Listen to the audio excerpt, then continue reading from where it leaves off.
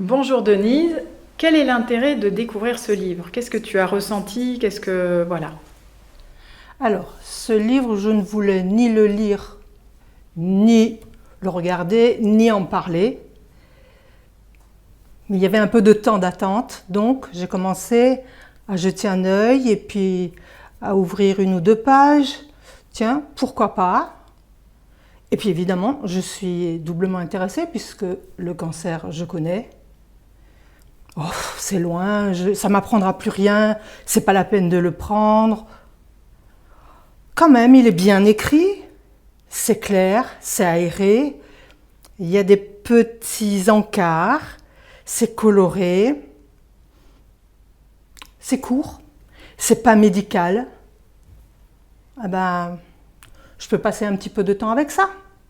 Et quand j'ai commencé à piocher par-ci par-là quelques petites bouts de chapitre, eh bien, je me suis rendu compte qu'il faut que je l'achète finalement, parce que il n'est pas épais, mais il pourrait m'apprendre quelque chose, on ne sait jamais. Et en fait, la chose la plus importante qu'il m'a appris, plus rien ne sera comme avant. C'est-à-dire, le cancer, oui, pour moi c'était grippal, une petite grippe. Tout s'est bien passé. Un an après, non, ça ne s'est pas si bien passé que ça. Puisqu'encore aujourd'hui, je suis touchée. Mais ce qui est sûr, c'est que ce livre, ça me rend forte.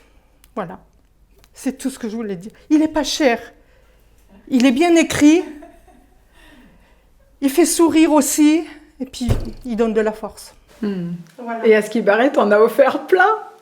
J'en ai offert plein. Et puis je me suis rendu compte que beaucoup de gens avaient le cancer. Mais on peut le lire même si on n'a pas eu le cancer, parce qu'il y a certaines épreuves très douloureuses qui ressemblent à ça, et on croit qu'on a tourné la page, qu'on a passé le cap, et des mois après, on traîne, on n'est pas bien. Lisez le livre, c'est tout. Merci Denise. Alors, il y a de nombreux livres qui ont été faits sur se préparer, même à la chimio, la radiothérapie, les temps d'hospitalisation.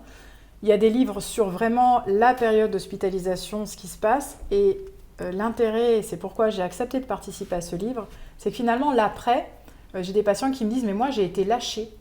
J'ai été lâchée, j'avais plus... Avant, j'avais un agenda de ministre médical, c'est-à-dire lundi, nanana, mardi, j'avais ça. Le labo, tout le monde me connaissait par mon prénom. Et puis à un moment, ah ouais, mais vous revenez dans... Et ça peut être plusieurs mois, voire au bout d'un moment, plusieurs années.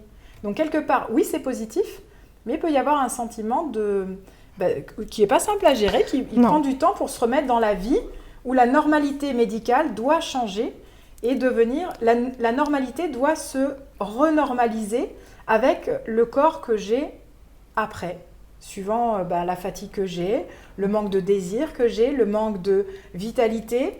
Oui. Est-ce que j'ai gardé ou pas des idées noires? Est-ce que je me suis réouvert à un futur possible? Voilà, il y a vraiment un réaménagement, mais je vous souhaite vraiment de pouvoir vous ouvrir à ce réaménagement possible pour avoir accompagné des centaines de personnes.